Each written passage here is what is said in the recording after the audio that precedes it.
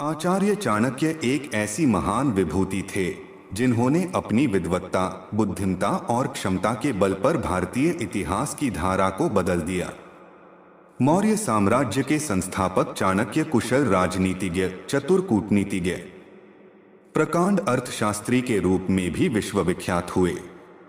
इतनी सदियां गुजरने के बाद आज भी यदि चाणक्य के द्वारा बताए गए सिद्धांत और नीतियां प्रासंगिक हैं तो मात्र इसलिए क्योंकि उन्होंने अपने गहन अध्ययन, चिंतन और जीवनानुभव से अर्जित अमूल्य ज्ञान को पूरी तरह निस्वार्थ होकर मानवीय कल्याण के उद्देश्य से अभिव्यक्त किया।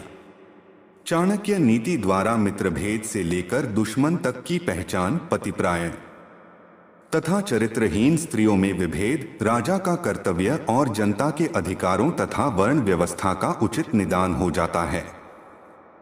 महापंडित आचार्य चाणक्य की चाणक्य नीति में कुल 17 अध्याय है, जिन्हें आप इस वीडियो में सुन सकते हैं। तीनों लोकों के स्वामी सर्वशक्तिमान भगवान विष्णु को नमन करते हुए मैं एक राज्य के लिए नीति शास्त्र के सिद्धांतों को कहता हूं। मैं यह सूत्र अनेक शास्त्रों का आधार लेकर कह रहा हूं। जो व्यक्ति शास्त्रों के सूत्रों का अभ्यास करके ज्ञान ग्रहण करेगा, उसे अत्यंत वैभवशाली कर्तव्य के सिद्धांत ज्ञात होंगे। उसे इस बात का पता चलेगा कि किन बातों का अनुसरण करना चाहिए और किन का नहीं। उसे अच्छाई और बुराई का भी ज्ञात होगा और अंततः उसे सर्वोत्तम का भी ज्ञान होगा। इसलिए लोगों का भला करने के लिए मैं उन बातों को कहूंगा जिनसे लोग सभी चीजों को सही परिप्रेक्ष्य में देखेंगे। एक पंडित भी घोर कष्ट में आ जाता है यदि वह किसी मूर्ख को उपदेश देता है, यदि वह एक दुष्ट पत्नी का पालन पोषण करता है या किसी दुखी व्यक्ति के साथ अत्यंत घनिष्ठ संबंध बना लेता है। दुष्ट पत्नी, झूठा मित्र, बदमाश नौकर और सर्प के साथ निवास साक्षात मृत्यु के समान है। व्यक्ति को आने वाली मुसीबतों से निपटने के लिए धन संचय करना चाहिए। उसे धन संपदा त्याग कर भी पत्नी की सुरक्षा करनी चाहिए। लेकिन यदि आत्मा की सुरक्षा की बात आती है तो उसे धन और पत्नी दोनों को तुच्छ समझना चाहिए। भविष्य में आने वाली मुसीबतों के लिए धन एकत्रित करें। ऐसा ना सोचें कि धनवान व्यक्ति को मुसीबत कैसी। जब धन साथ छोड़ता है तो संगठित धन भी तेजी से घटने लगता है। उस देश में निवास न करें जहां आपकी कोई इज्जत नहीं हो, जहां आप रोजगार नहीं कमा सकते, जहां आपका कोई मित्र नहीं और जहां आप कोई ज्ञान अर्जित नहीं कर सकते। ऐसे जगह एक दिन भी निवास न करें जहां निम्नलिखित 5 ना हो: एक धनवान व्यक्ति, एक ब्राह्मण जो वैदिक शास्त्रों में निपुण हो, एक राजा, एक नदी और एक चिकित्सक। बुद्धिमान व्यक्ति को ऐसे देश में कभी नहीं जाना चाहिए जहां रोजगार कमाने का कोई माध्यम ना हो, जहां लोगों को किसी बात का भय न हो, जहां लोगों को किसी बात की लज्जा न हो, जहां लोग बुद्धिमान न हो और जहां लोगों की वृत्ति दान धर्म करने की ना हो। नौकर की परीक्षा तब करें जब वह कर्तव्य का पालन न कर रहा हो। रिश्तेदार की परीक्षा तब करें जब आप मुसीबत में घिरे हों। मित्र की परीक्षा विपरीत परिस्थितियों में करें और जब आपका वक्त अच्छा न चल रहा हो तब पत्नी की परीक्षा करें। अच्छा मित्र वही है जो हमें निम्नलिखित परिस्थितियों में नहीं त्यागे: आवश्यकता पड़ने पर, किसी दुर्घटना पड़ने पर, जब अकाल पड़ा हो, जब युद्ध चल रहा हो, जब हमें राजा के दरबार में जाना पड़े। जो व्यक्ति किसी नाशवंत चीज के लिए कभी नाश नहीं होने वाली चीज को छोड़ देता है तो उसके हाथ से अविनाशी वस्तु तो चली ही जाती है और इसमें कोई संदेह नहीं कि नाशवान को भी वह खो देता है। एक बुद्धिमान व्यक्ति को किसी इज्जतदार घर की अविवाहित कन्या से किस वयंग होने के बावजूद भी विवाह करना चाहिए। उसे किसी हीन घर की अत्यंत सुंदर स्त्री से भी विवाह नहीं करनी चाहिए। शादी विवाह हमेशा बराबरी के घरों में ही उचित होता है। इन 5 पर कभी विश्वास ना करें। 1. नदियां। 2. जिन व्यक्तियों के पास अस्त्र शस्त्र हों। 3. नाखून और सींग वाले पशु 4। औरतें, यहाँ संकेत भोली सूरत की तरफ है, बहने बुरा न माने 5। राजघरानों के लोगों पर अगर हो सके तो विष में से भी अमृत निकाल लें। यदि सोना गंदगी में भी पड़ा हो तो उसे उठाए, धोएं और अपनाएं। निचले कुल में जन्म लेने वाले से भी सर्वोत्तम ज्ञान ग्रहण करें। उसी तरह यदि कोई बदनाम घर की कन्या भी महान गुणों से संपन्न है और आपको कोई सीख देती है तो गहन करे। महिलाओं में पुरुषों की अपेक्षा भूख 2 गुना, लज्जा 4 गुना, साहस 6 गुना और काम 8 गुना होती है। झूठ बोलना, कठोरता, छल करना, बेवकूफी करना, लालच, अपवित्रता और निर्दयता ये औरतों के कुछ नैसर्गिक दुर्गुण हैं। भोजन के योग्य पदार्थ और भोजन करने की क्षमता, सुंदर स्त्री और उसे भोगने के लिए काम शक्ति, पर्याप्त धनराशि तथा दान देने की भावना, ऐसे संयोगों का होना सामान्य तप का फल नहीं है। उस व्यक्ति ने धरती पर ही स्वर्ग को पा लिया। 1 जिसका पुत्र आज्ञाकारी है। 2 जिसकी पत्नी उसकी इच्छा के अनुरूप व्यवहार करती है। 3 जिसे अपने धन पर संतोष है।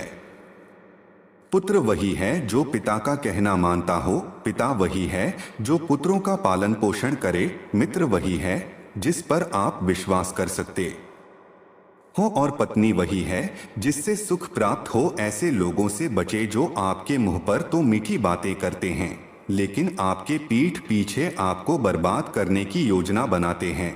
ऐसा करने वाले तो उस विष के घड़े के समान है जिसकी ऊपरी सतह दूध से भरी है। एक बुरे मित्र पर तो कभी विश्वास ना करें, एक अच्छे मित्र पर भी विश्वास ना करें, क्योंकि यदि ऐसे लोग आपसे रुष्ट होते हैं तो आपके सभी राज से पर्दा खोल देंगे। मन में सोचे हुए कार्य को किसी के सामने प्रकट न करें, बल्कि मनन पूर्वक उसकी सुरक्षा करते हुए उसे कार्य में परिणत कर दें। मूर्खता दुखदाई है, जवानी भी दुखदाई है, लेकिन इन सबसे कहीं ज्यादा दुखदाई किसी दूसरे के घर जाकर उसका एहसान लेना है। हर पर्वत पर माणिक्य नहीं होते, हर हाथी के सर पर मणि नहीं होता, सज्जन पुरुष भी हर जगह नहीं होते और हर वन में चंदन के वृक्ष भी नहीं होते हैं। बुद्धिमान पिता को अपने पुत्रों को डोट शुभ गुणों की सीख देनी चाहिए, क्योंकि नीतिज्ञ और ज्ञानी व्यक्तियों की ही कुल में पूजा होती है। जो माता पिता अपने बच्चों को शिक्षा नहीं देते हैं वो तो बच्चों के शत्रु के समान हैं, क्योंकि वे विद्याहीन बालक विद्वानों की सभा में वैसे ही तिरस्कृत किए जाते हैं जैसे हंसों की सभा में बगुले। लाड़ प्यार से बच्चों में गलत आदतें ढलती है, उन्हें कड़ी शिक्षा देने से वे अच्छी आदतें सीखते हैं। इसलिए बच्चों को जरूरत पड़ने पर दंडित करें, ज्यादा लाड ना करें। ऐसा एक भी दिन नहीं जाना चाहिए जब आपने एक श्लोक, आधा श्लोक, चौथाई श्लोक या श्लोक का केवल एक अक्षर नहीं सीखा, या आपने दान, अभ्यास या कोई पवित्र कार्य नहीं किया। पत्नी का वियोग होना, आपने ही लोगों से बेइज्जत होना, बचा हुआ ऋण, दुष्ट राजा की सेवा करना, गरीबी एवं दरिद्रों की सभा, ये 6 बातें शरीर को बिना अग्नि के ही जला देती हैं। नदी के किनारे वाले वृक्ष, दूसरे व्यक्ति के घर में जाने अथवा रहने वाली स्त्री एवं बिना मंत्रियों का राजा, ये सब निश्चय ही शीघ्र नष्ट हो जाते हैं।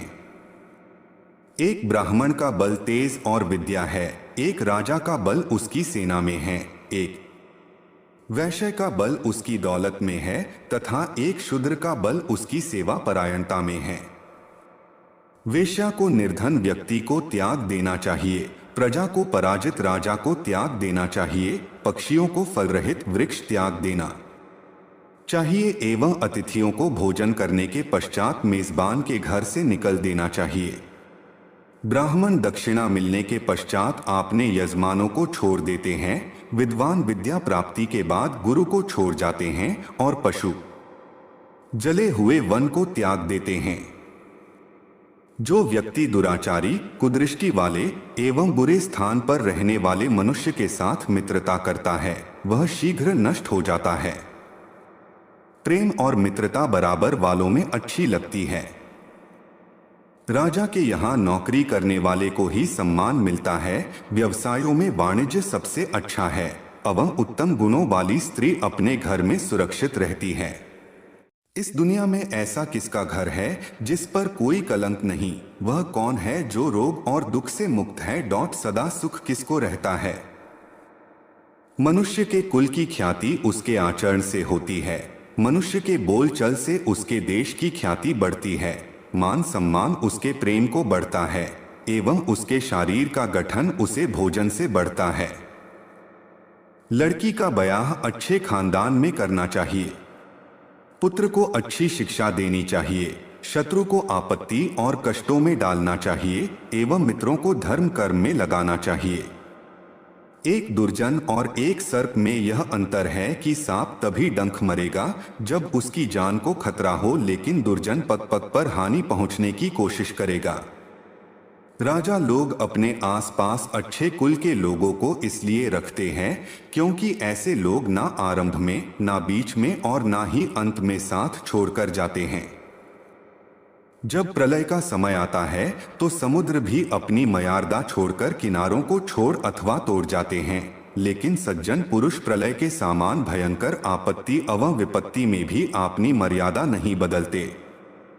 मूर्खों के साथ मित्रता नहीं रखनी चाहिए, उन्हें त्याग देना ही उचित है, क्योंकि प्रत्यक्ष रूप से वे दो पैरों वाले पशु के समान हैं, जो अपने धारदार वचनों से वैसे ही हृदय को छलनी करता है जैसे अदृश्य कांटा शरीर में घुसकर छलनी करता है। रूप और यौवन से संपन्न तथा कुलीन परिवार में जन्मा लेने पर भी विद्याहीन पुरुष पलाश के फूल के समान है, जो सुंदर तो है लेकिन खुशबू रहित है। कोयल की सुंदरता उसके गायन में है। एक स्त्री की सुंदरता उसके अपने परिवार के प्रति समर्पण में है। एक बदसूरत आदमी की सुंदरता उसके ज्ञान में है तथा एक तपस्वी की सुंदरता उसकी क्षमाशीलता में है। कुल की रक्षा के लिए एक सदस्य का बलिदान दें, गांव की रक्षा के लिए एक कुल का बलिदान दें, देश की रक्षा के लिए एक गांव का बलिदान दें, आत्मा की रक्षा के लिए देश का बलिदान दें। जो उद्यमशील हैं वे गरीब नहीं हो सकते। जो हरदम भगवान को याद करते हैं उन्हें पाप नहीं छू सकता। जो मौन रहते हैं वो झगड़ों में नहीं पड़ते। जो जागृत रहते हैं वो इन भरे होते हैं। अत्यधिक सुंदरता के कारण सीता हरण हुआ, अत्यंत घमंड के कारण रावण का अंत हुआ, अत्यधिक दान देने के कारण रजा बाली को बंधन में बंधना पड़ा। आथ सर्वत्र अति को त्यागना चाहिए। शक्तिशाली लोगों के लिए कौन सा कार्य कठिन है? व्यापारियों के लिए कौन सा जगह दूर है? विद्वानों के लिए कोई देश विदेश नहीं है, मधुभाषियों का कोई शत्रु नहीं।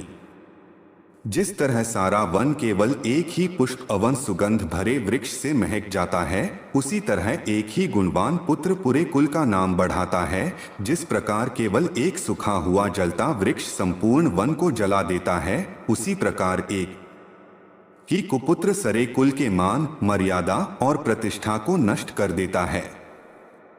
विद्वान एवं सदाचारी एक ही पुत्र के कारण संपूर्ण परिवार वैसे ही खुशहाल रहता है जैसे चंद्रमा के निकालने पर रात्रि जगमगा उठती है। ऐसे अनेक पुत्र किस काम के जो दुख और निराशा पैदा करे? इससे तो वह एक ही पुत्र अच्छा है जो संपूर्ण घर को सहारा और शांति प्रदान करे। 5 साल तक पुत्र को लाड एवं प्यार से पालन करना चाहिए, 10 साल तक उसे छड़ी की मार से डराएं। लेकिन जब वह 16 साल का हो जाए तो उससे मित्र के समान व्यवहार करे। वह व्यक्ति सुरक्षित रह सकता है जो नीचे दी हुई परिस्थितियां उत्पन्न होने पर भाग जाए। एक भयावह आपदा, 2 विदेशी आक्रमण, 3 भयंकर अकाल, 4 दुष्ट व्यक्ति का संग। जो व्यक्ति निम्नलिखित बातें अर्जित नहीं करता वह बार बार जन्म लेकर मरता है। 1 धमर, 2 अर्थ, 3 काम, 4 मोक्ष धन की देवी लक्ष्मी स्वयं वहां चली आती है जहां एक मूखों का सम्मान नहीं होता, दो अनाज का अच्छे से भंडारण किया जाता है, तीन पिता पत्नी में आपस में लड़ाई बखेड़ा नहीं होता है, पुत्र मित्र सगे संबंधी साधुओं को देखकर दूर भागते हैं, लेकिन जो लोग साधुओं का अनुसरण करते हैं उनमें भक्ति जागृत होती है और उनके उस पुण्य से उनका सारा कुल धन्य हो जाता है। जैसे मछली दृष्टि से, कछुआ ध्यान देकर और पंछी स्पर्श करके अपने बच्चों को पालते हैं, वैसे ही संत जन पुरुषों की संगति मनुष्य का पालन पोषण करती है। जब आपका शरीर स्वस्थ है और आपके नियंत्रण में है, उसी समय आत्म साक्षात्कार का उपाय कर लेना चाहिए, क्योंकि मृत्यु हो जाने के बाद कोई कुछ नहीं कर सकता है। विद्या अर्जन करना यह एक कामधेनु के समान है जो हर मौसम में अमृत प्रदान करती है। वह विदेश में माता के समान रक्षक अवन हितकारी होती है। इसीलिए विद्या को एक गुप्त धन कहा जाता है। सैकड़ों गुणरहित पुत्रों से अच्छा एक गुणी पुत्र है, क्योंकि एक चंद्रमा ही रात्रि के अंधकार को भगाता है, असंख्य तारे यह काम नहीं करते। एक ऐसा बालक जो जन्मते वक्त मृत था, एक मूर्ख दीर्घायु बालक से बेहतर है। पहला बालक तो एक क्षण के लिए दुहक देता है, दूसरा बालक उसके माँ बाप को जिंदगी भर दुहक की अग्नि में जलाता है। निम्नलिखित बातें व्यक्ति को बिना आग के ही जलाती है। एक छोटे गांव में बसना जहां रहने की सुविधाएं उपलब्ध नहीं। दो, एक ऐसे व्यक्ति के यहां नौकरी करना जो नीच कुल में पैदा हुआ है। तीन, अस्वास्थ्यवर्धक भोजन का सेवन करना। चार, जिसकी पत्नी हरदम गुस्से में होती है। पांच, जिसको मूर्ख पुत्र है। छह, जिसकी पुत्री विधवा हो गई है। वह गाय किस काम की जो ना तो दूध देती है ना तो बच्चे को जन्म देती है। उसी प्रकार उस बच्चे का जन्म किस काम का जो ना ही विद्वान हुआ ना ही भगवान का भक्त हुआ। जब व्यक्ति जीवन के दुहक से झुलसता है, उसे निम्नलिखित ही सहारा देते हैं। एक, पुत्र और पुत्री। दो, पत्नी। तीन, भगवान के भक्त। यह बातें एक बार ही होनी चाहिए। एक, राजा का बोलना। दो, विद्वान व्यक्ति का बोलना। तीन, लड़की का ब्याहना। जब आप तप करते हैं तो अकेले करें, अभ्यास करते हैं तो दूसरे के साथ करें, गायन करते हैं तो 3 लोग करें, कृषि 4 लोग करें, युद्ध अनेक लोग मिलकर करें। वही अच्छी पत्नी है जो शुचिपूर्ण है, पारंगत है, शुद्ध है, पति को प्रसन्न करने वाली है और सत्यवादी है। जिस व्यक्ति के पुत्र नहीं है उसका घर उजाड़ है। जिसे कोई संबंधी नहीं है उसकी सभी दिशाएं उजाड़ है। मूर्ख व्यक्ति का हृदय उजाड़ है। निर्धन व्यक्ति का सब कुछ उजाड़ है। जिस आध्यात्मिक सीख का आचरण नहीं किया जाता वह जहर है। जिसका पेट खराब है उसके लिए भोजन जहर है। निर्धन व्यक्ति के लिए लोगों का किसी सामाजिक या व्यक्तिगत कार्यक्रम में एकत्र होना जहर है। जिस व्यक्ति के पास धर्म और दया नहीं है उसे दूर करो। जिस गुरु के पास आध्यात्मिक ज्ञान नहीं है उसे दूर करो। जिस पत्नी के चेहरे पर हरदम घृणा है उसे दूर करो। जिन रिश्तेदारों के पास प्रेम नहीं उन्हें दूर करो। सतत भ्रमण करना व्यक्ति को बूढ़ा बना देता है। यदि घोड़े को हरदम बांध कर रखते हैं तो वह बूढ़ा हो जाता है। यदि स्त्री उसके पति के साथ प्रणय नहीं करती हो तो बूढ़ी हो जाती है। धूप में रखने से कपड़े पुराने हो जाते हैं। इन बातों को बार बार गौर करें। सही समय, सही मित्र, सही ठिकाना, पैसे कमाने के सही साधन, पैसे खर्चा करने के सही तरीके, आपके ऊर्जा स्रोत द्विज अग्नि में भगवान देखते हैं। भक्तों के हृदय में परमात्मा का वास होता है। जो अल्पमति के लोग हैं वो मूर्ति में भगवान देखते हैं। लेकिन जो व्यापक दृष्टि रखने वाले लोग हैं, वो यह जानते हैं कि भगवान सर्वव्यापी है। ब्राह्मणों को अग्नि की पूजा करनी चाहिए, दूसरे लोगों को ब्राह्मण की पूजा करनी चाहिए, पत्नी को पति की पूजा करनी चाहिए तथा दोपहर के भोजन के लिए जो अतिथि आए उसकी सभी को पूजा करनी चाहिए। सोने की परख उसे घिसकर, काटकर, गर्म करके और पीट कर की जाती है। उसी तरह व्यक्ति का परीक्षण वह कितना त्याग करता है, उसका आचरण कैसा है, उसमें गुण कौन से हैं और उसका व्यवहार कैसा है, इससे होता है। यदि आप पर मुसीबत आती नहीं है तो उससे सावधान रहे, लेकिन यदि मुसीबत आ जाती है तो किसी भी तरह उससे छुटकारा पाए। अनेक व्यक्ति जो एक ही गर्भ से पैदा हुए हैं या एक ही नक्षत्र में पैदा हुए हैं, वे एक से नहीं रहते। उसी प्रकार जैसे बेर के झाड़ के सभी बेर एक से नहीं रहते। वह व्यक्ति जिसके हाथ स्वच्छ है कार्यालय में काम नहीं करना चाहता। जिसने अपनी कामना को खत्म कर दिया है वह शारीरिक श्रृंगार नहीं करता। जो आधा पढ़ा हुआ व्यक्ति है वो मीठे बोल नहीं सकता। जो सीधी बात करता है वह धोखा नहीं दे सकता। मूढ़ लोग बुद्धिमानों से ईर्ष्या करते हैं। गलत मार्ग पर चलने वाली औरत पवित्र स्त्री से ईर्ष्या करती है। बदसूरत औरत खूबसूरत औरत से ईर्ष्या करती है। खाली बैठने से अभ्यास का नाश होता है। दूसरों को देखभाल करने के लिए देने से पैसा नष्ट होता है। गलत ढंग से बुवाई करने वाला किसान अपने बीजों का नाश करता है। यदि सेनापति नहीं है तो सेना का नाश होता है। अर्जित विद्या अभ्यास से सुरक्षित रहती है। घर की इज्जत अच्छे व्यवहार से सुरक्षित रहती है। अच्छे गुणों से इज्जतदार आदमी को मान मिलता है। किसी भी व्यक्ति का गुस्सा उसकी आंखों में दिखता है। धर्म की रक्षा पैसे से होती है। ज्ञान की रक्षा जमकर आजमाने से होती है। राजा से रक्षा उसकी बात मानने से होती है। घर की रक्षा एक दक्ष गृहिणी से होती है।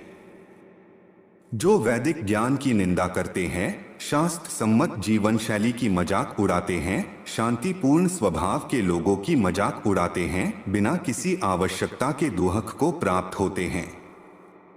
दान गरीबी को खत्म करता है। अच्छा आचरण दुहक को मिटाता है। विवेक अज्ञान को नष्ट करता है। जानकारी भय को समाप्त करती है। वासना के समान दुष्कर कोई रोग नहीं। मोह के समान कोई शत्रु नहीं। क्रोध के समान अग्नि नहीं। स्वरूप ज्ञान के समान कोई बोध नहीं। व्यक्ति अकेले ही पैदा होता है, अकेले ही मरता है। अपने कर्मों के शुभ अशुभ परिणाम अकेले ही भोगता है। अकेले ही नरक में जाता है या सद्गति प्राप्त करता है। जिसने अपने स्वरूप को जान लिया उसके लिए स्वर्ग तो तिनके के समान है। एक पराक्रमी योद्धा अपने जीवन को तुच्छ मानता है। जिसने अपनी कामना को जीत लिया उसके लिए स्त्री भोग का विषय नहीं। उसके लिए संपूर्ण ब्रह्मांड तुच्छ है, जिसके मन में कोई आसक्ति नहीं। जब आप सफर पर जाते हो तो विद्यार्जन ही आपका मित्र है। घर में पत्नी मित्र है। बीमार होने पर दवा मित्र है। अर्जित पुण्य मृत्यु के बाद एकमात्र मित्र है। समुद्र में होने वाली वर्षा व्यर्थ है। जिसका पेट भरा हुआ है उसके लिए अन्न व्यर्थ है। पैसे वाले आदमी के लिए भेंट वस्तु का कोई अर्थ नहीं। दिन के समय जलता दिया व्यर्थ है। वर्षा के जल के समान कोई जल नहीं। खुद की शक्ति के समान कोई शक्ति नहीं। नेत्र ज्योति के समान कोई प्रकाश नहीं। अन्न से बढ़कर कोई संपत्ति नहीं। निर्धन को धन की कामना, पशु को वाणी की कामना, लोगों को स्वर्ग की कामना, देव लोगों को मुक्ति की कामना। सत्य की शक्ति ही इस दुनिया को धारण करती है। सत्य की शक्ति से ही सूर्य प्रकाशमान है, हवाएं चलती है, सही में सब कुछ सत्य पर आश्रित है। लक्ष्मी जो संपत्ति की देवता है वह चंचला है। हमारी श्वास भी चंचला है। हम कितना समय जिएंगे इसका कोई ठिकाना नहीं। हम कहाँ रहेंगे यह भी पक्का नहीं।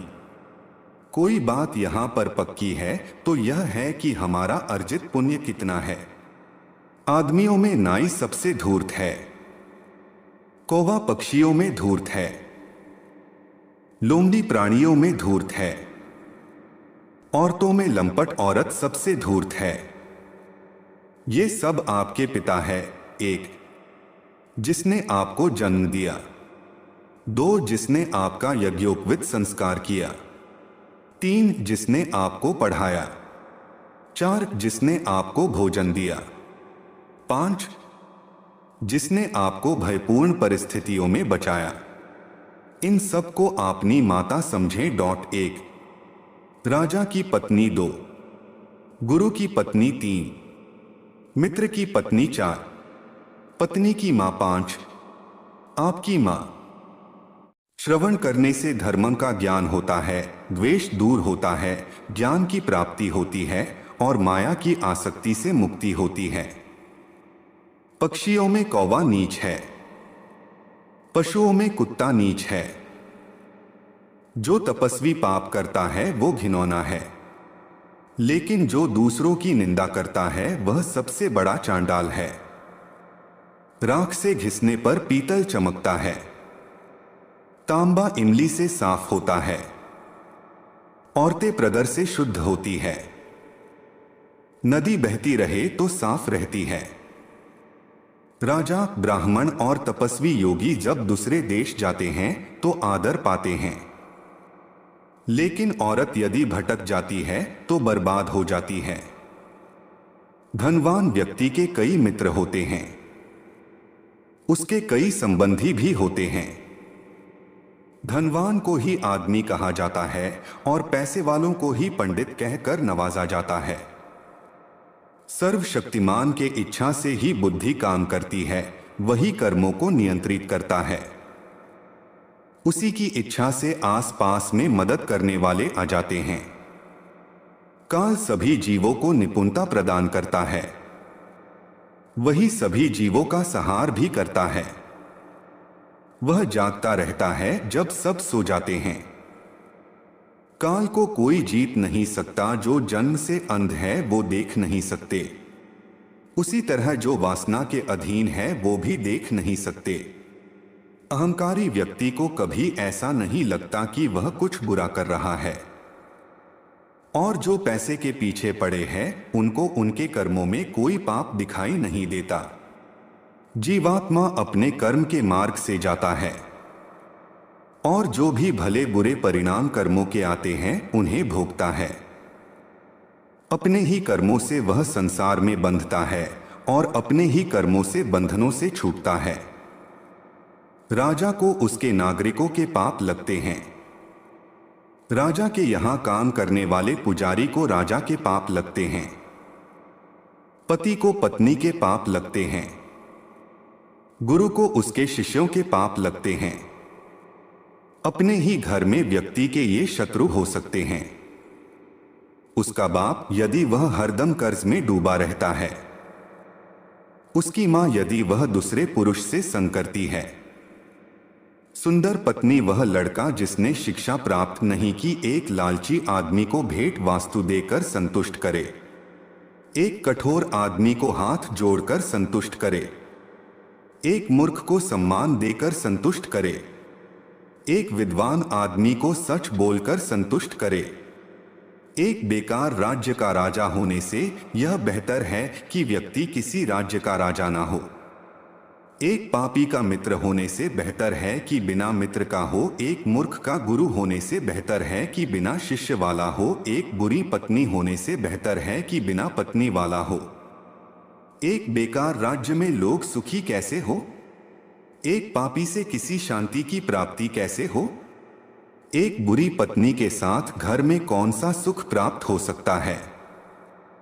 एक नालायक शिष्य को शिक्षा देकर कैसे कीर्ति प्राप्त हो। शेर से एक बात सीखे, बगुले से एक, मुर्गे से 4, कौवे से 5, कुत्ते से 6 और गधे से 3। शेर से यह बढ़िया बात सीखे कि आप जो भी करना चाहते हो एक दिली से और जबरदस्त प्रयास से करें। बुद्धिमान व्यक्ति अपने इंद्रियों को बगुले की तरह वश में करते हुए अपने लक्ष्य को जगह, समय और योग्यता का पूरा ध्यान रखते हुए पूर्ण करे। मुर्गे से है 4 बातें सीखे। 1. सही समय पर उठे। 2. निडर बने और लड़े। 3. संपत्ति का रिश्तेदारों से उचित बंटवारा करे। 4. अपने कष्ट से अपना रोजगार प्राप्त करे। कौवे से ये 5 बातें सीखे। 1. अपनी पत्नी के साथ एकांत में प्रणय करे। 2. निडरता। 3. उपयोगी वस्तुओं का संचय करे। 4. सभी ओर दृष्टि घुमाए। 5. दूसरों पर आसानी से विश्वास ना करे। कुत्ते से ये बातें सीखे। 1. बहुत भूख हो पर खाने को कुछ ना मिले या कम मिले तो भी संतोष करे। 2. गाढ़ी नींद में हो तो भी क्षण में उठ जाए। 3. अपने स्वामी के प्रति बेहिचक ईमानदारी रखे। 4. निडरता। गधे से ये 3 बातें सीखे। 1. अपना बोझा ढोना ना छोड़े। 2. सर्दी गर्मी की चिंता ना करे। 3. सदा संतुष्ट रहे। जो व्यक्ति इन 20 गुणों पर अमल करेगा वह जो भी करेगा सफल होगा। एक बुद्धिमान व्यक्ति को निम्नलिखित बातें किसी को नहीं बतानी चाहिए। 1. कि उसकी दौलत खो चुकी है। 2. उसे क्रोध आ गया है। 3. उसकी पत्नी ने जो गलत व्यवहार किया। 4. लोगों ने उसे जो गालियां दी। 5. वह किस प्रकार बेइज्जत हुआ है। जो व्यक्ति आर्थिक व्यवहार करने में, ज्ञान अर्जन करने में, खाने में और काम धंधा करने में शर्माता नहीं है वो सुखी हो जाता है। जो सुख और शांति का अनुभव स्वरूप ज्ञान को प्राप्त करने से होता है वैसा अनुभव जो लोभी लोग धन के लोभ में यहां वहां भटकते रहते हैं उन्हें नहीं होता। व्यक्ति नीचे दी हुए 3 चीजों से संतुष्ट रहे। 1. खुद की पत्नी। 2. वह भोजन जो विधाता ने प्रदान किया। 3. उतना धन जितना ईमानदारी से मिल गया। लेकिन व्यक्ति को नीचे दी हुई 3 चीजों से संतुष्ट नहीं होना चाहिए। 1. अभ्यास। 2. भगवान का नाम स्मरण। 3. परोपकार। इन दोनों के मध्य से कभी ना जाए। 1. 2 ब्राह्मण। 2 ब्राह्मण और उसके यज्ञ में जलने वाली अग्नि। 3. पति पत्नी। 4. स्वामी और उसका चाकर। 5. हल और बैल। अपना पैर कभी भी इनसे न छूने दे। 1. अग्नि। 2. आध्यात्मिक गुरु। 3. ब्राह्मण। 4. गाय। 5. एक कुमारिका। 6. एक उम्र में बड़ा आदमी। 5. एक बच्चा हाथी से 1000 गज की दूरी रखे। घोड़े से 100 की सींग वाले जानवर से 10 की। लेकिन दुष्ट जहां हो उस जगह से ही निकल जाए। हाथी को अंकुश से नियंत्रित करे। घोड़े को थपथपा के सींग वाले जानवर को डंडा दिखा के एक बदमाश को तलवार से। ब्राह्मण अच्छे भोजन से तृप्त होते हैं। मोर मेघ गर्जना से साधु दूसरों की संपन्नता देखकर और दुष्ट दूसरों की विपदा देखकर। एक शक्तिशाली आदमी से उसकी बात मानकर समझौता करे। एक दुष्ट का प्रतिकार करे और जिनकी शक्ति आपकी शक्ति के बराबर है उनसे समझौता विनम्रता से या कठोरता से करे। एक राजा की शक्ति उसकी शक्तिशाली भुजाओं में है। एक ब्राह्मण की शक्ति उसके स्वरूप ज्ञान में है। एक स्त्री की शक्ति उसकी सुंदरता, तारुण्य और मीठे वचनों में है। अपने व्यवहार में बहुत सीधे ना रहे। आप यदि वन जाकर देखते हैं तो पाएंगे कि जो पेड़ सीधे उगे उन्हें काट लिया गया और जो पेड़ आड़े तिरछे हैं वो खड़े हैं। हंस वहां रहते हैं जहां पानी होता है। पानी सूखने पर वे उस जगह को छोड़ देते हैं। आप किसी आदमी को ऐसा व्यवहार ना करने दें कि वह आपके पास आता जाता रहे। संचित धन खर्च करने से बढ़ता है। उसी प्रकार जैसे ताजा जल जो अभी आया है बचता है, यदि पुराने स्थिर जल को निकल बाहर किया जाए। वह व्यक्ति जिसके पास धन है उसके पास मित्र और संबंधी भी बहुत रहते हैं। वही इस दुनिया में टिक पाता है और उसी को इज्जत मिलती है। स्वर्ग में निवास करने वाले देवता लोगों में और धरती पर निवास करने वाले लोगों में कुछ सामय पाया जाता है। उनके समान गुण है: 1. परोपकार, 2. मीठे वचन, 3. भगवान की आराधना, 4. ब्राह्मणों के जरूरतों की पूर्ति। नरक में निवास करने वाले और धरती पर निवास करने वालों में साम्यता: 1.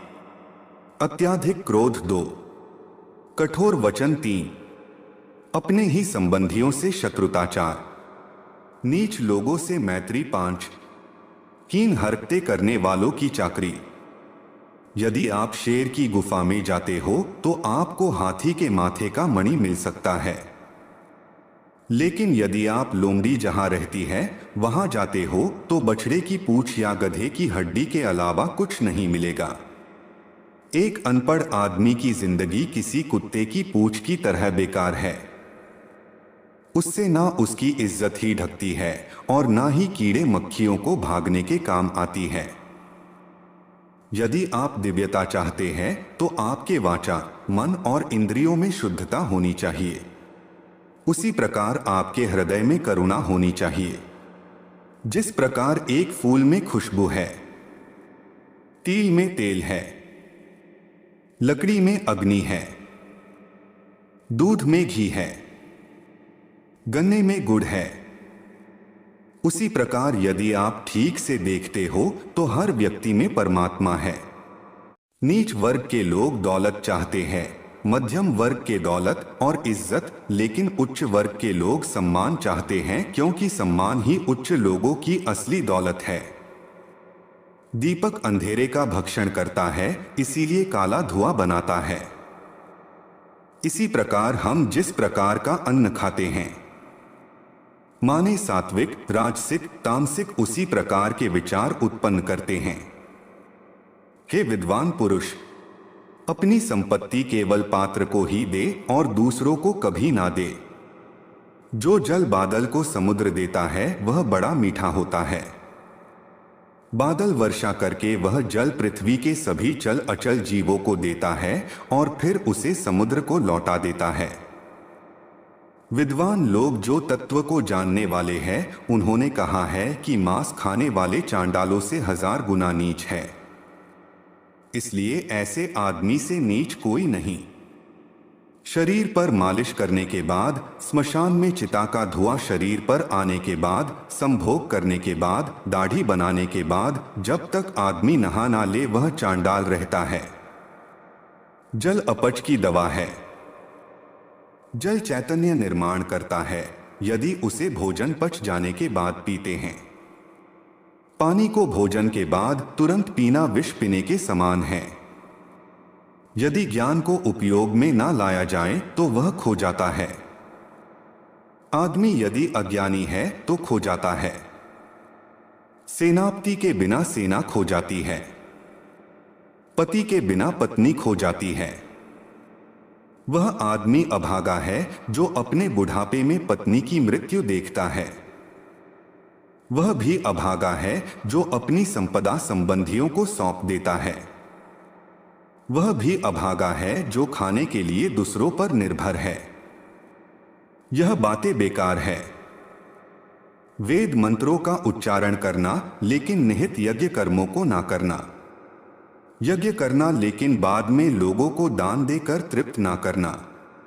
पूर्णता तो भक्ति से ही आती है। भक्ति ही सभी सफलताओं का मूल है। एक संयमित मन के समान कोई तप नहीं। संतोष के समान कोई सुख नहीं। लोभ के समान कोई रोग नहीं। दया के समान कोई गुण नहीं। क्रोध साक्षात यम है। तृष्णा नरक की ओर ले जाने वाली वैतरणी है। ज्ञान कामधेनु है। संतोष ही तो नंदनवन है।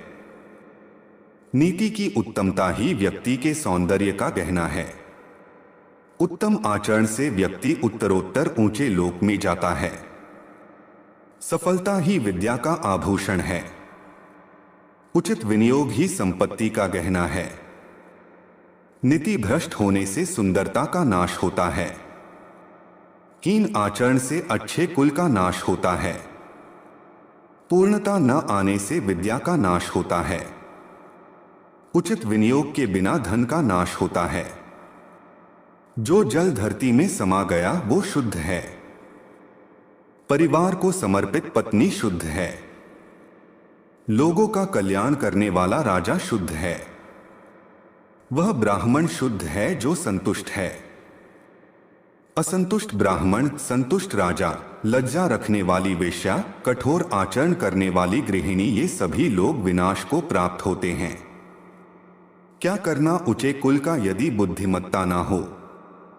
एक नीच कुल में उत्पन्न होने वाले विद्वान व्यक्ति का सम्मान देवता भी करते हैं। विद्वान व्यक्ति लोगों से सम्मान पाता है। विद्वान उसकी विद्वत्ता के लिए हर जगह सम्मान पाता है। यह बिल्कुल सच है कि विद्या हर जगह सम्मानित है। जो लोग दिखने में सुंदर है, जवान है, ऊंचे कुल में पैदा हुए हैं, वो बेकार है यदि उनके पास विद्या नहीं है।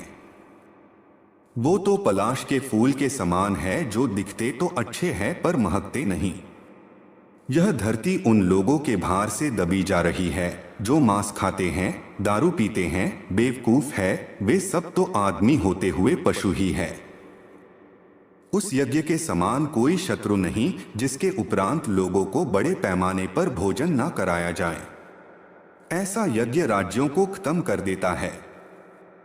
यदि पुरोहित यज्ञ में ठीक से उच्चारण ना करे तो यज्ञ उसे खत्म कर देता है। और यदि यजमान लोगों को दान एवं भेंट वस्तु ना दे तो वह भी यज्ञ द्वारा खत्म हो जाता है। तात, यदि तुम जन्म मरण के चक्र से मुक्त होना चाहते हो तो जिन विषयों के पीछे तुम इंद्रियों की संतुष्टि के लिए भागते फिरते हो उन्हें ऐसे त्याग दो जैसे तुम विष को त्याग देते हो। इन सब को छोड़कर हे तात, तितिक्षा, ईमानदारी का आचरण, दया, शुचिता और सत्य, इसका अमृत पियो। वो कमीने लोग जो दूसरों की गुप्त खामियों को उजागर करते हुए फिरते हैं उसी तरह नष्ट हो जाते हैं जिस तरह कोई सांप चींटियों के टीलों में जाकर मर जाता है।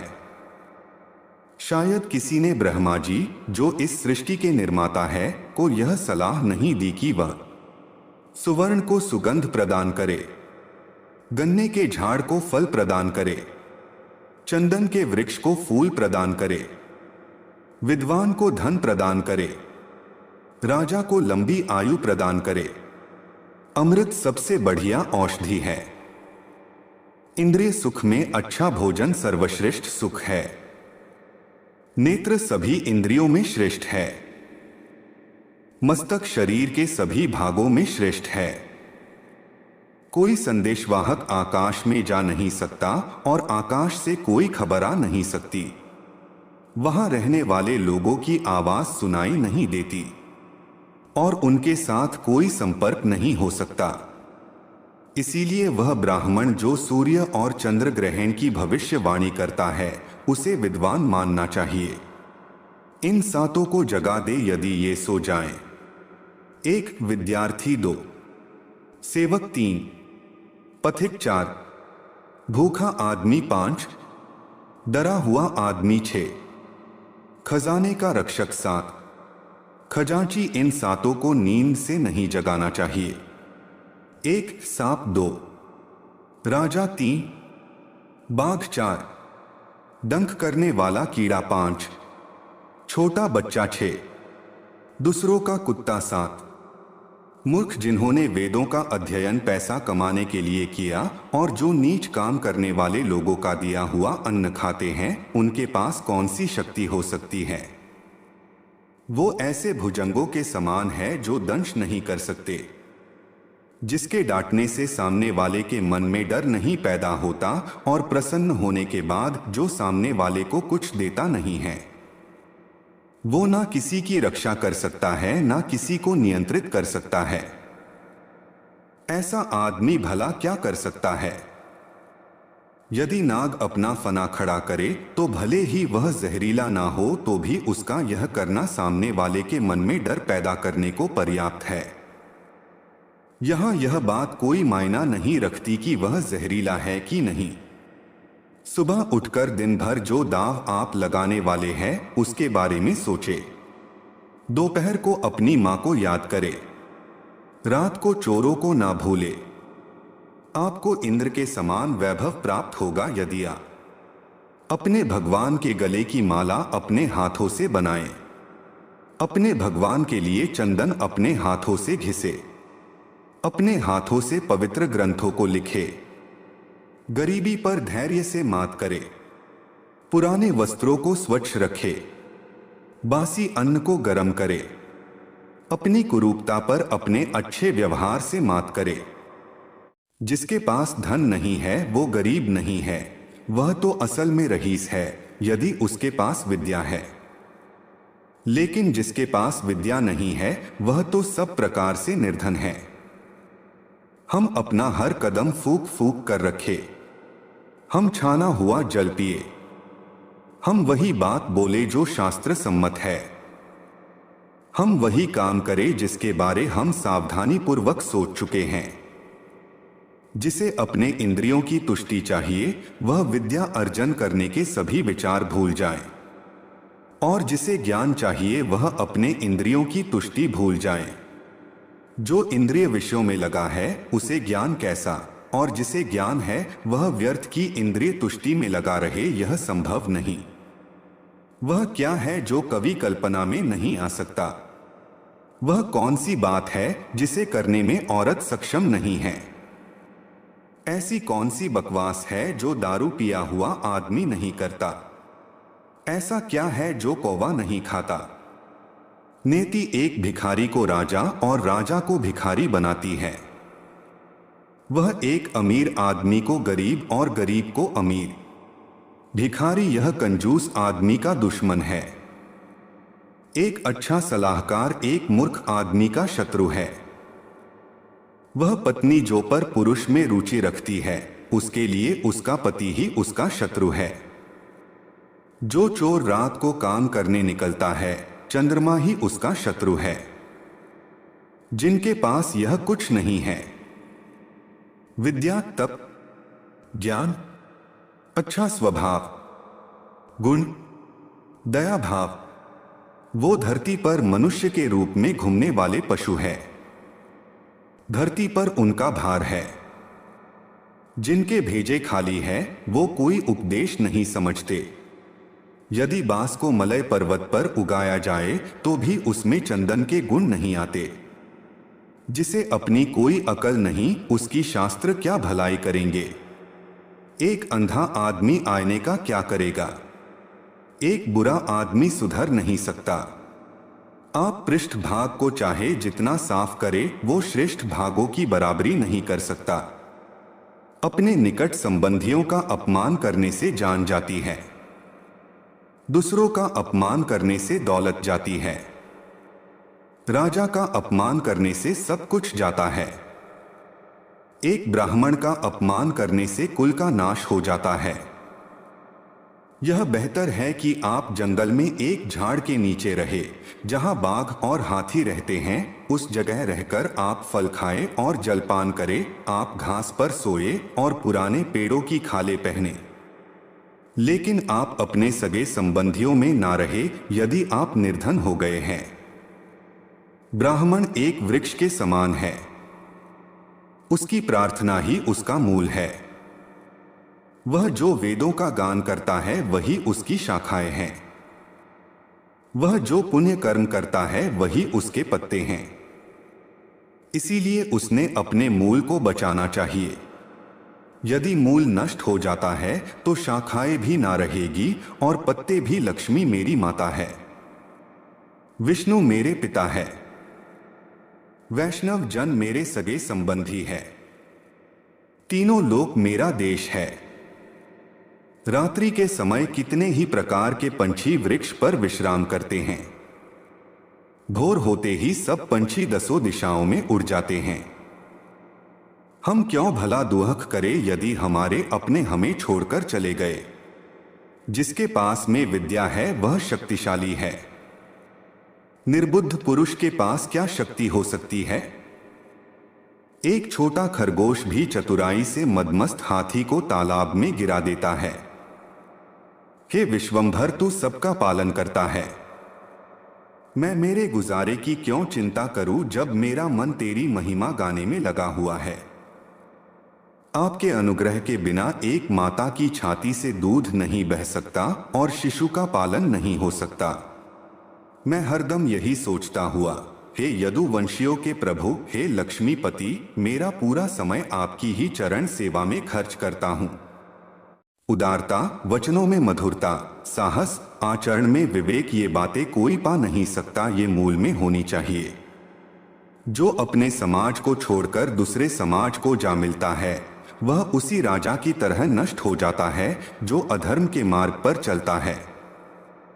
हाथी का शरीर कितना विशाल है लेकिन एक छोटे से अंकुश से नियंत्रित हो जाता है। एक दिया घने अंधकार का नाश करता है, क्या अंधेरे से दिया बड़ा है। एक कड़कती हुई बिजली एक पहाड़ को तोड़ देती है, क्या बिजली पहाड़ जितनी विशाल है। जी नहीं, बिल्कुल नहीं। वही बड़ा है जिसकी शक्ति छा जाती है। इससे कोई फर्क नहीं पड़ता कि आकार कितना है। जो घर गृहस्थी के काम में लगा रहता है वह कभी ज्ञान प्राप्त नहीं कर सकता। मौस खाने वाले के हृदय में दया नहीं हो सकती। लोभी व्यक्ति कभी सत्य भाषण नहीं कर सकता और एक शिकारी में कभी शुद्धता नहीं हो सकती। एक दुष्ट व्यक्ति में कभी पवित्रता उदित नहीं हो सकती, उसे चाहे जैसे समझा लो। नीम का वृक्ष कभी मीठा नहीं हो सकता, आप चाहे उसकी शिखा से मूल तक घी और शक्कर छिड़क दे, आप चाहे 100 बार पवित्र जल में स्नान करें, आप अपने मन का मैल नहीं धो सकते। उसी प्रकार जिस प्रकार मदिरा का पात्र पवित्र नहीं हो सकता, चाहे आप उसे गर्म करके सारी मदिरा की भाप बना दे, इसमें कोई आश्चर्य नहीं कि व्यक्ति उन बातों के प्रति अनुद्गार कहता है जिसका उसे कोई ज्ञान नहीं। उसी प्रकार जैसे एक जंगली शिकारी की पत्नी हाथी के सर का मणि फेंककर गूंजे की माला धारण करती है। जो व्यक्ति 1 साल तक भोजन करते समय भगवान का ध्यान करेगा और मुंह से कुछ नहीं बोलेगा, उसे 1000 करोड़ वर्ष तक स्वर्ग लोक की प्राप्ति होगी। एक विद्यार्थी पूर्ण रूप से निम्नलिखित बातों का त्याग करे। 1. काम 2, क्रोध 3, लोभ 4, स्वादिष्ट भोजन की अपेक्षा 5, शरीर का श्रृंगार 6, अत्याधिक जिज्ञासा 7, अधिक निद्रा 8, शरीर निर्वाह के लिए अत्याधिक प्रयास। वही सही में ब्राह्मण है जो केवल एक बार के भोजन से संतुष्ट रहे, जिस पर 16 संस्कार किए गए हो, जो अपनी पत्नी के साथ महीने में केवल 1 दिन समागम करे, माहवारी समाप्त होने के दूसरे दिन।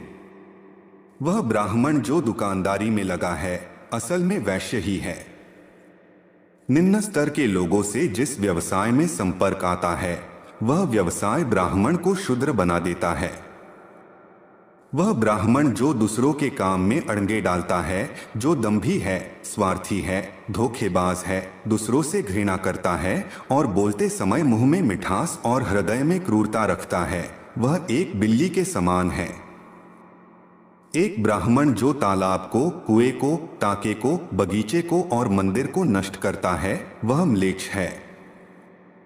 वह ब्राह्मण जो भगवान के मूर्ति की संपदा चुराता है और वह आध्यात्मिक गुरु जो दूसरे की पत्नी के साथ समागम करता है और जो अपना गुजारा करने के लिए कुछ भी और सब कुछ खाता है, वह चांडाल है। एक गुणवान व्यक्ति को वह सब कुछ दान में देना चाहिए जो उसकी आवश्यकता से अधिक है।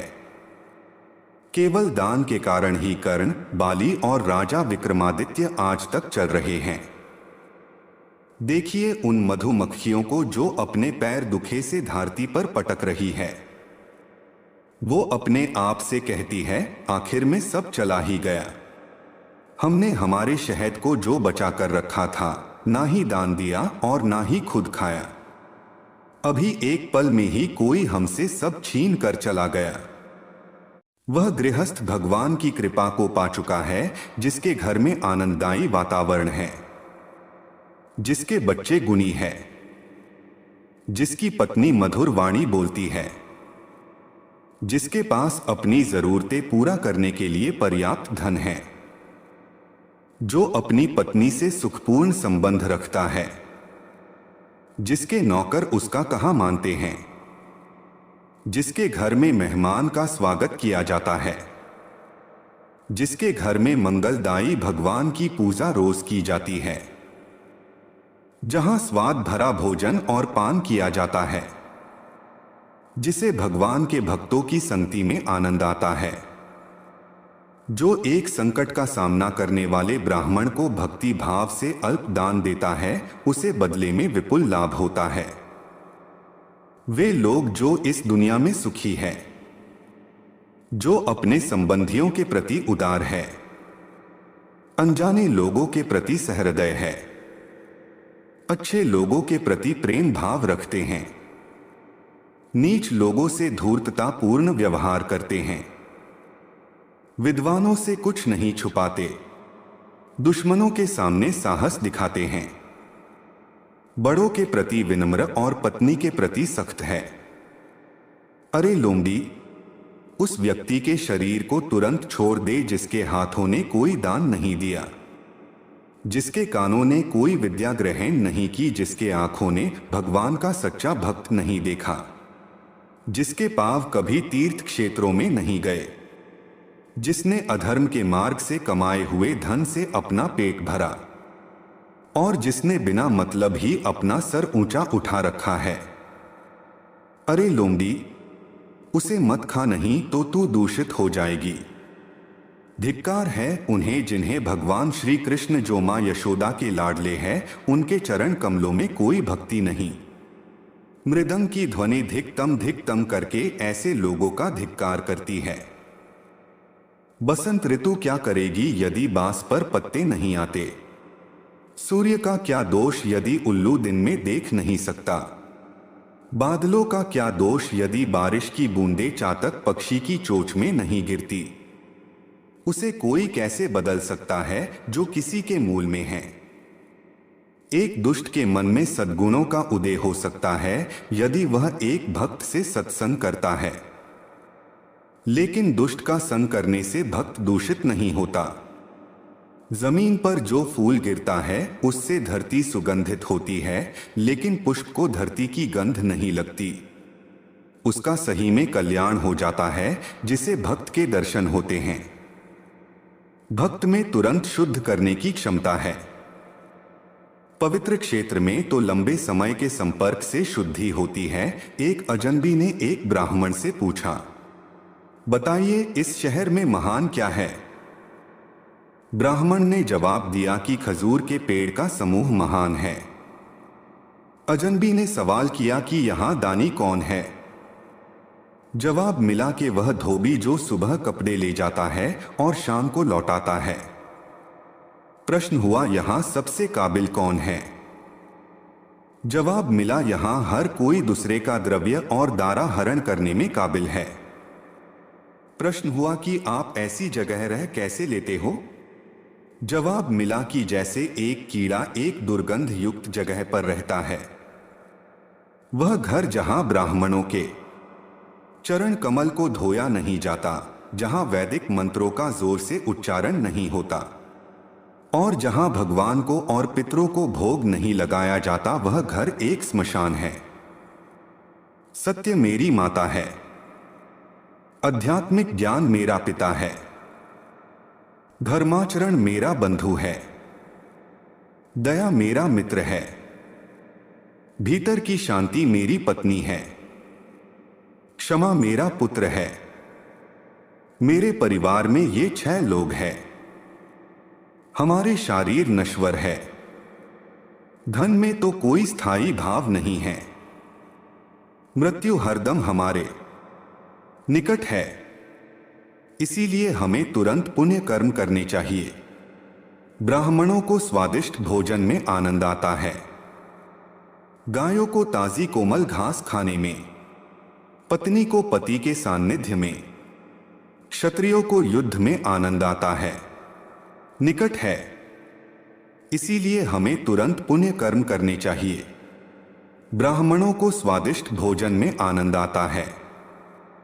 गायों को ताजी कोमल घास खाने में, पत्नी को पति के सान्निध्य में, क्षत्रियों को युद्ध में आनंद आता है।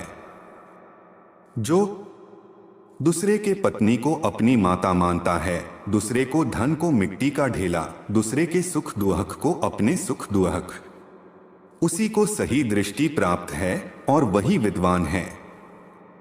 भगवान राम में ये सब गुण हैं।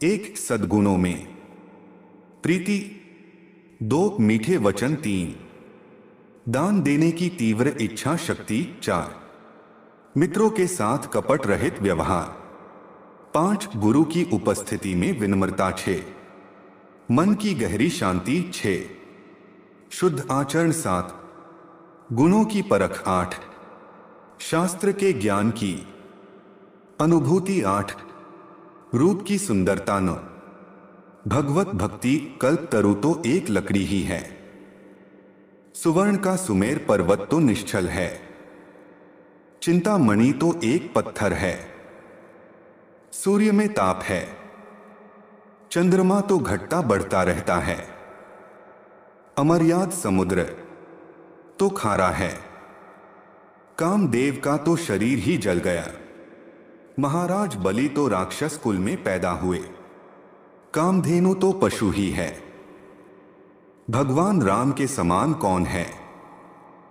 विद्या सफर में हमारा मित्र है, पत्नी घर पर मित्र है, औषधि रुग्ण व्यक्ति की मित्र है, मरते वक्त तो पुण्य कर्म ही मित्र है।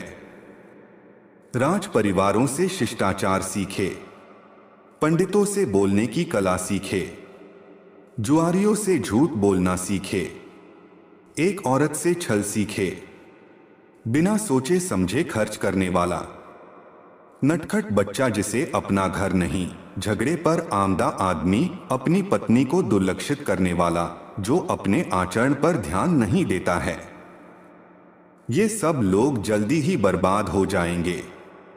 एक विद्वान व्यक्ति ने अपने भोजन की चिंता नहीं करनी चाहिए, उसे सिर्फ अपने धर्म को निभाने की चिंता होनी चाहिए। हर व्यक्ति का भोजन पर जन्म से ही अधिकार है। जिसे दौलत, अनाज और विद्या अर्जित करने में और भोजन करने में शर्म नहीं आती, वह सुखी रहता है। बूंद बूंद से सागर बनता है। इसी तरह बूंद बूंद से ज्ञान, गुण और संपत्ति प्राप्त होते हैं। जो व्यक्ति अपने बुढ़ापे में भी मूर्ख है, वह सचमुच ही मूर्ख है। उसी प्रकार जिस प्रकार इंद्र वरुण का फल कितना भी पके मीठा नहीं होता। यदि आदमी एक पल के लिए भी जिए तो भी उस पल को वह शुभ कर्म करने में खर्च करे। एक कल्प तक जीकर कोई लाभ नहीं। दोनों लोक, इस लोक और परलोक में तकलीफ होती है।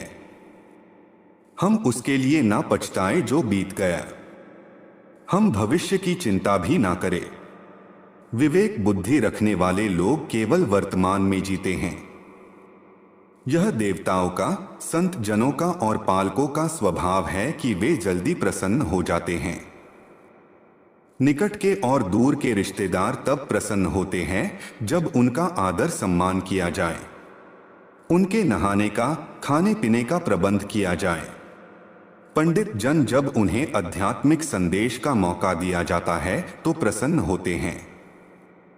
जब बच्चा मां के गर्भ में होता है तो यह 5 बातें तय हो जाती हैं। 1, कितनी लंबी उम्र होगी। 2, वह क्या करेगा। 3 और 4, कितना धन और ज्ञान अर्जित करेगा। 5. मौत कब होगी? देखिए क्या आश्चर्य है। बड़े लोग अनोखी बातें करते हैं। वे पैसे को तो तिनके की तरह मामूली समझते हैं, लेकिन जब वे उसे प्राप्त करते हैं तो उसके भार से और विनम्र होकर झुक जाते हैं। जो व्यक्ति अपने घर के लोगों से बहुत आसक्ति रखता है वह भय और दुहक को पाता है।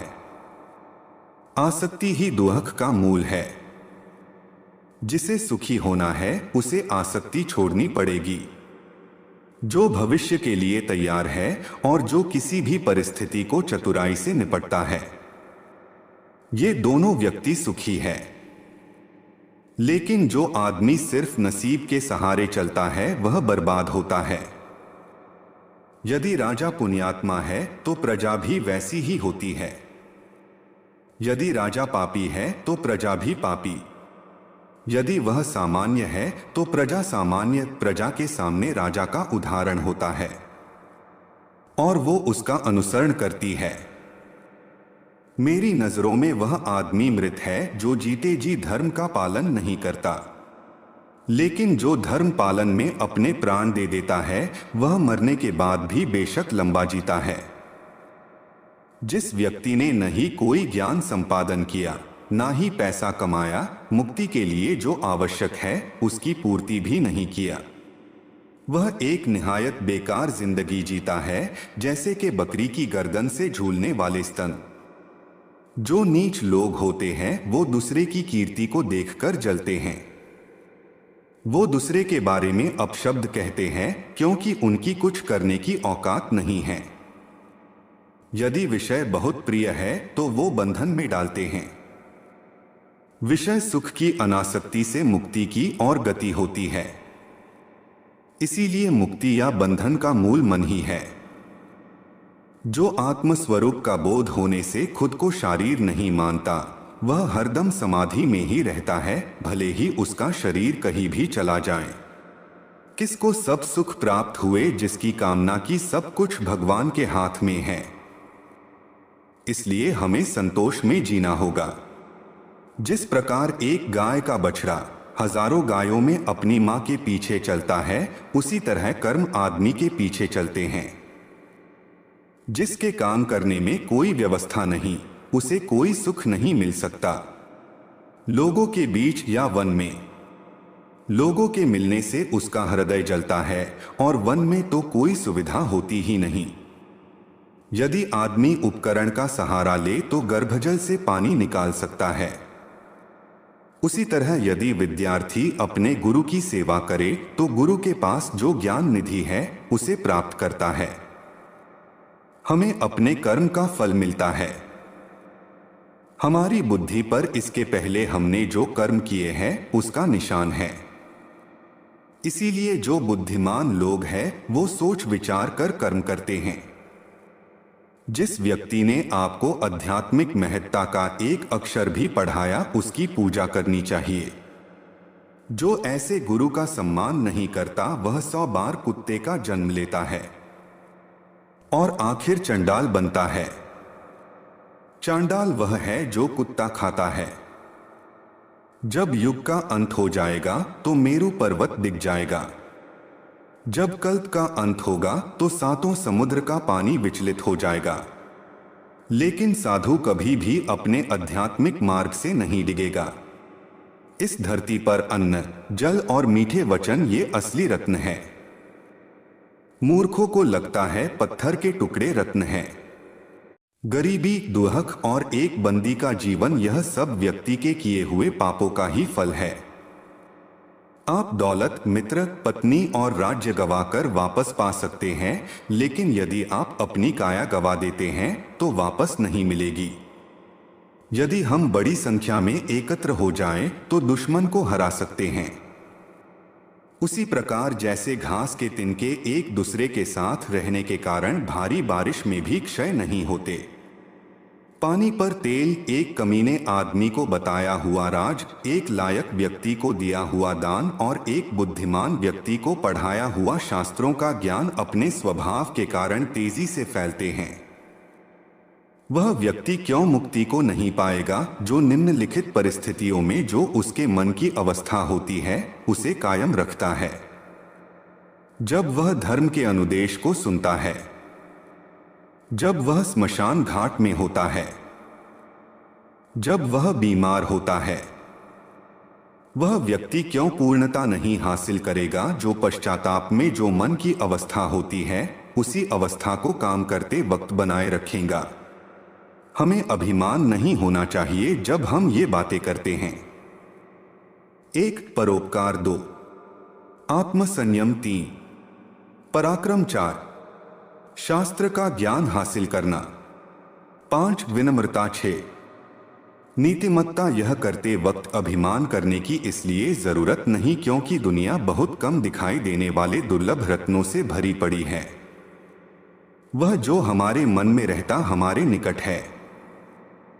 हो सकता है कि वास्तव में वह हमसे बहुत दूर हो, लेकिन वह व्यक्ति जो हमारे निकट है लेकिन हमारे मन में नहीं है वह हमसे बहुत दूर है। यदि हम किसी से कुछ पाना चाहते हैं तो उससे ऐसे शब्द बोले जिससे वह प्रसन्न हो जाए। उसी प्रकार जैसे एक शिकारी मधुर गीत गाता है जब वह हिरन पर बाण चलाना चाहता है। जो व्यक्ति राजा से, अग्नि से, धर्मगुरु से और स्त्री से बहुत परिचय बढ़ाता है वह विनाश को प्राप्त होता है। जो व्यक्ति इनसे पूर्ण रूप से अलिप्त रहता है उसे अपना भला करने का कोई अवसर नहीं मिलता। इसलिए इनसे सुरक्षित अंतर रखकर संबंध रखना चाहिए। हम इनके साथ बहुत सावधानी से पेश आए।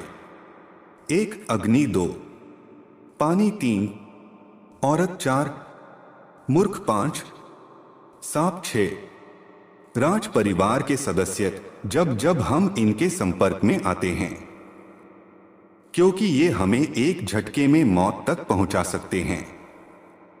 वही व्यक्ति जीवित है जो गुणवान है और पुण्यवान है, लेकिन जिसके पास धर्म और गुण नहीं उसे क्या शुभ कामना दी जा सकती है। यदि आप दुनिया को एक काम करके जितना चाहते हो तो इन 15 को अपने काबू में रखो। इन्हें इधर उधर ना भागने दे। 5 इंद्रियों के विषय, 1 जो दिखाई देता है, 2 जो सुनाई देता है, 3 जिसकी गंध आती है, 4 जिसका स्वाद आता है, 5 जिसका स्पर्श होता है। 5 इंद्रिय, 1 आंख, 2 कान, 3 नाक, 4 जिह्वा, 5 त्वचा, 5 कर्मेंद्रिय, 1 हाथ, 2 पाँव, 3 मुंह, 4 जन्नेन्द्रिय, 5 गुदा। वही पंडित है जो वही बात बोलता है जो प्रसंग के अनुरूप हो, जो अपनी शक्ति के अनुरूप दूसरों की प्रेम से सेवा करता है, जिसे अपने क्रोध की मर्यादा का पता है। एक ही वस्तु देखने वालों की योग्यता के अनुरूप बिलक बिलक दिखती है। तप करने वाले में वस्तु को देखकर कोई कामना नहीं जागती। लंपट आदमी को हर वास्तु में स्त्री दिखती है। कुत्ते को हर वस्तु में मांस दिखता है। जो व्यक्ति बुद्धिमान है वह निम्नलिखित बातें किसी को ना बताए। वह औषधि उसने कैसे बनाई जो अच्छा काम कर रही है। वह परोपकार जो उसने किया, उसके घर के झगड़े, उसके पत्नी के साथ होने वाली व्यक्तिगत बातें, उसने जो ठीक से न पका हुआ खाना खाया, जो गालियां उसने सुनी। कोकिल तब तक मौन रहते हैं जब तक वो मीठा गाने की काबिलियत हासिल नहीं कर लेते और सबको आनंद नहीं पहुंचा सकते। हम निम्नलिखित बातें प्राप्त करें और उसे कायम रखें।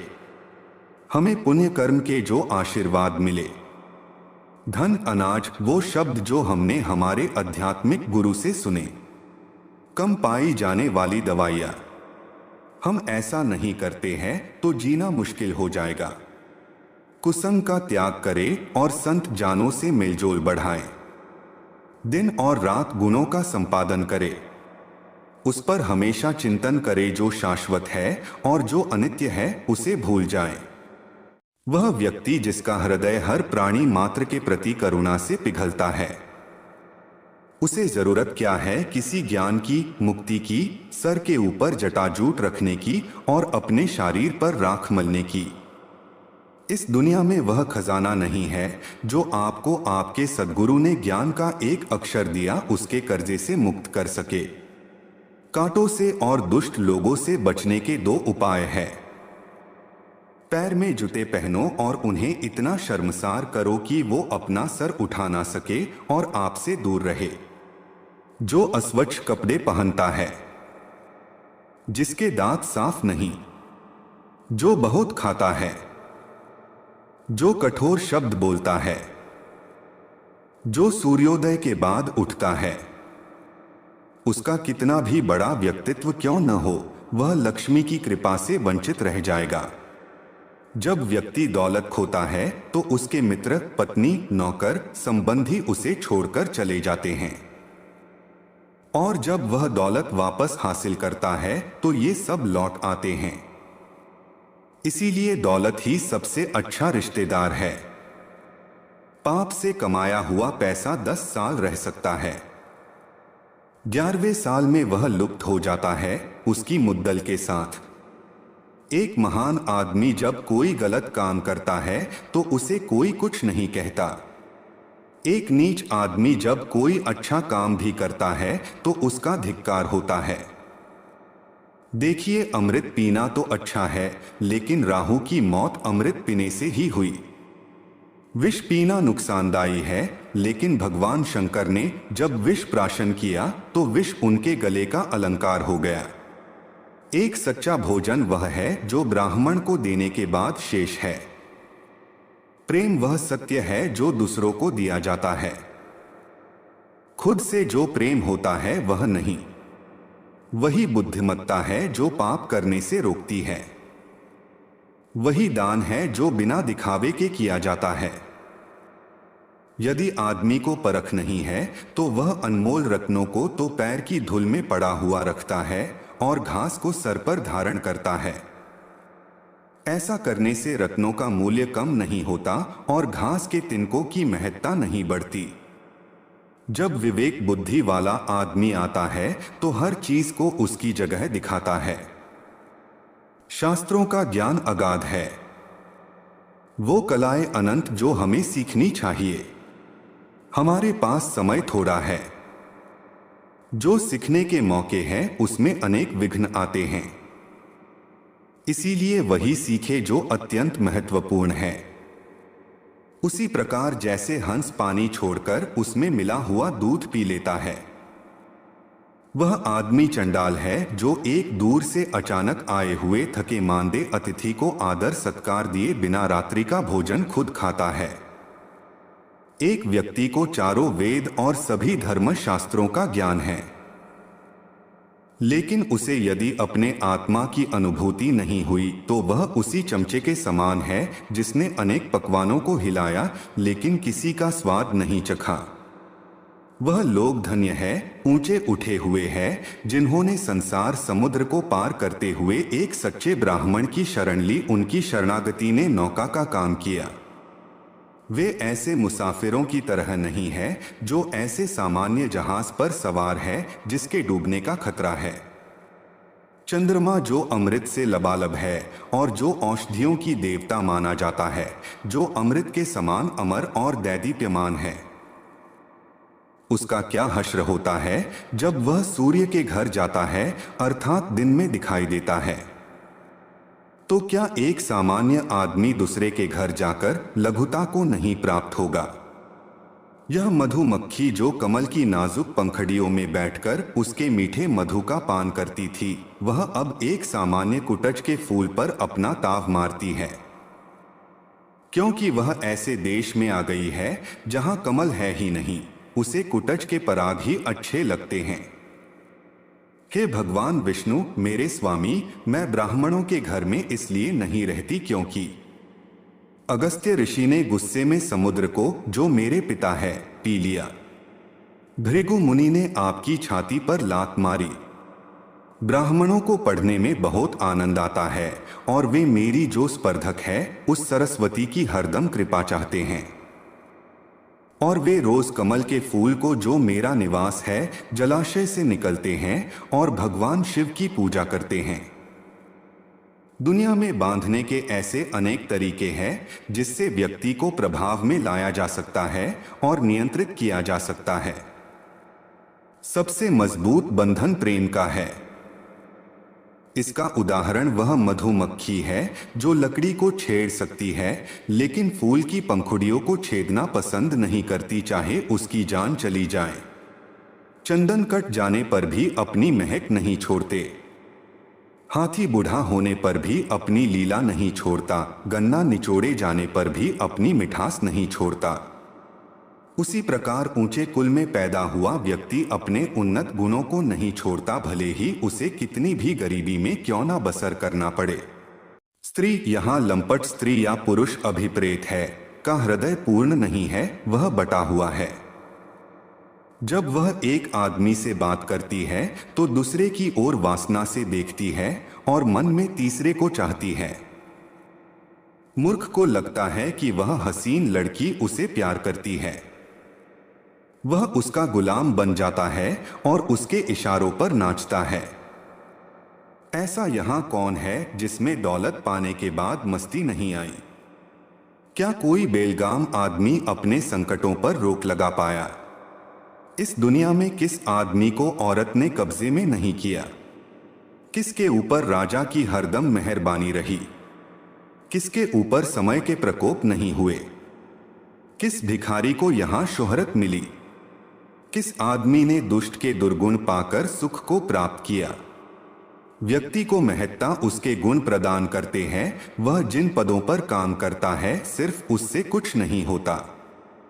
क्या आप एक कौवे को गरुड़ कहेंगे यदि वह एक ऊंची इमारत के छत पर जाकर बैठता है? जो व्यक्ति गुणों से रहित है लेकिन जिसकी लोग सराहना करते हैं वह दुनिया में काबिल माना जा सकता है। लेकिन जो आदमी खुद की ही डींगे हाँकता है वो अपने आप को दूसरे की नजरों में गिराता है, भले ही वह स्वर्ग का राजा इंद्र हो। यदि एक विवेक संपन्न व्यक्ति अच्छे गुणों का परिचय देता है तो उसके गुणों की आभा को रत्न जैसी मान्यता मिलती है। एक ऐसा रत्न जो प्रज्वलित है और सोने के अलंकार में मढ़ने पर और चमकता है। वह व्यक्ति जो सर्वगुण संपन्न है अपने आप को सिद्ध नहीं कर सकता है जब तक उसे समुचित संरक्षण नहीं मिल जाता। उसी प्रकार जैसे एक मणि तब तक नहीं निखरता जब तक उसे आभूषण में सजाया ना जाए। मुझे वह दौलत नहीं चाहिए जिसके लिए कठोर यातना सहनी पड़े या सदाचार का त्याग करना पड़े या अपने शत्रु की चापलूसी करनी पड़े।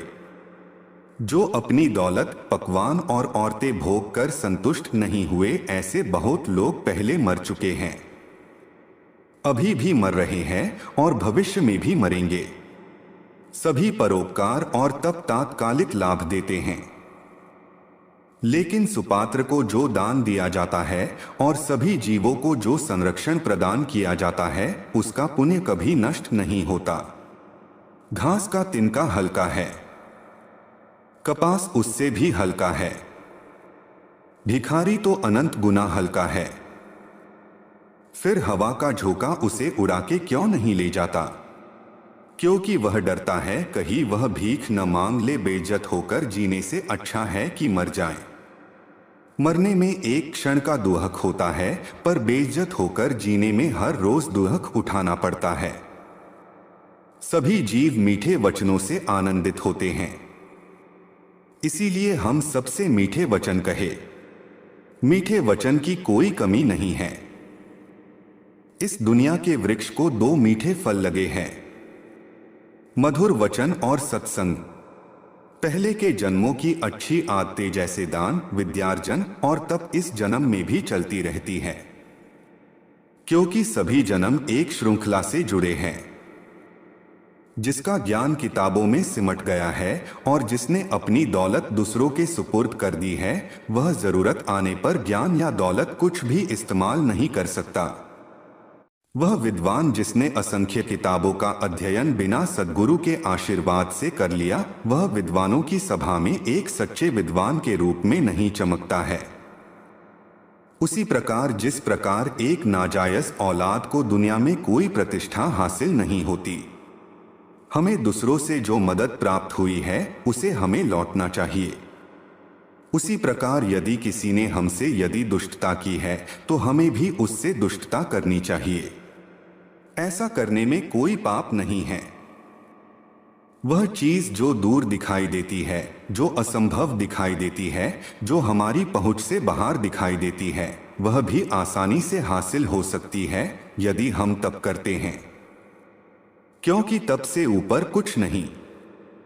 लोभ से बड़ा दुर्गुण क्या हो सकता है? पर निंदा से बड़ा पाप क्या है? जो सत्य में प्रस्थापित है उसे तप करने की क्या जरूरत है? जिसका हृदय शुद्ध है उसे तीर्थ यात्रा की क्या जरूरत है? यदि स्वभाव अच्छा है तो और किस गुण की जरूरत है? यदि कीर्ति है तो अलंकार की क्या जरूरत है? यदि व्यवहार ज्ञान है तो दौलत की क्या जरूरत है? और यदि अपमान हुआ है तो मृत्यु से भयंकर नहीं है क्या? समुद्र ही सभी रत्नों का भंडार है। वह शंख का पिता है। देवी लक्ष्मी शंख की बहन है। लेकिन दर दर पर भीख मांगने वाले हाथ में शंख लेकर घूमते हैं। इससे यह बात सिद्ध होती है कि उसी को मिलेगा जिसने पहले दिया है। जब आदमी में शक्ति नहीं रह जाती वह साधु हो जाता है। जिसके पास दौलत नहीं होती वह ब्रह्मचारी बन जाता है। रुग्ण भगवान का भक्त हो जाता है। जब औरत बूढ़ी होती है तो पति के प्रति समर्पित हो जाती है। सांप के दंश में विष होता है। कीड़े के मुंह में विष होता है। बिच्छू के डंक में विष होता है। लेकिन दुष्ट व्यक्ति तो पूर्ण रूप से विष से भरा होता है। जो स्त्री अपने पति की सम्मति के बिना व्रत रखती है और उपवास करती है, वह उसकी आयु घटाती है और खुद नरक में जाती है। स्त्री दान देकर, उपवास रखकर और पवित्र जल का पान करके पावन नहीं हो सकती। वह पति के चरणों को धोने से और ऐसे जल का पान करने से शुद्ध होती है। एक हाथ की शोभा गहनों से नहीं, दान देने से है। चंदन का लेप लगाने से नहीं, जल से नहाने से निर्मलता आती है। एक व्यक्ति भोजन खिलाने से नहीं, सम्मान देने से संतुष्ट होता है। मुक्ति खुद को सजाने से नहीं होती, आध्यात्मिक ज्ञान को जगाने से होती है। टुंडी फल खाने से आदमी की समझ खो जाती है। वचमूल खिलाने से लौट आती है। औरत के कारण आदमी की शक्ति खो जाती है, दूध से वापस आती है। जिसमें सभी जीवों के प्रति परोपकार की भावना है वह सभी संकटों पर मात करता है और उसे हर कदम पर सभी प्रकार की संपन्नता प्राप्त होती है। वह इंद्र के राज्य में जाकर क्या सुख भोगेगा? जिसकी पत्नी प्रेम भाव रखने वाली और सदाचारी है, जिसके पास में संपत्ति है, जिसका पुत्र सदाचारी और अच्छे गुण वाला है, जिसको अपने पुत्र द्वारा पौत्र हुए हैं। मनुष्यों में और निम्न स्तर के प्राणियों में खाना, सोना, घबराना और गमन करना समान है। मनुष्य अन्य प्राणियों से श्रेष्ठ है तो विवेक ज्ञान की बदौलत। इसलिए जिन मनुष्यों में ज्ञान नहीं है वे पशु है। यदि मदमस्त हाथी अपने माथे से टपकने वाले रस को पीने वाले भौरों को कान हिलाकर उड़ा देता है तो भौरों का कुछ नहीं जाता, वे कमल से भरे हुए तालाब की ओर खुशी से चले जाते हैं। हाथी के माथे का श्रृंगार कम हो जाता है। ये आठों कभी दूसरों का दुख नहीं समझ सकते। एक राजा 2, वेश्या 3, यमराज 4, अग्नि 5, चोर 6, छोटा बच्चा 7, भिखारी और 8, कर वसूल करने वाला। कि महिला तुम नीचे झुककर क्या देख रही हो? क्या तुम्हारा कुछ जमीन पर गिर गया है? हे मूर्ख, मेरे तारुण्य का मोती न जाने कहां फिसल गया। हे केतकी पुष्प, तुम में तो कीड़े रहते हैं। तुमसे ऐसा कोई फल भी नहीं बनता जो खाया जाए। तुम्हारे पत्ते कांटों से ढके हैं। तुम टेढ़े होकर बढ़ते हो, कीचड़ में खिलते हो, कोई तुम्हें आसानी से पा नहीं सकता। लेकिन तुम्हारी अतुलनीय खुशबू के कारण दूसरे पुष्पों की तरह सभी को प्रिय हो, इसीलिए एक ही अच्छाई अनेक बुराइयों पर भारी पड़ती है।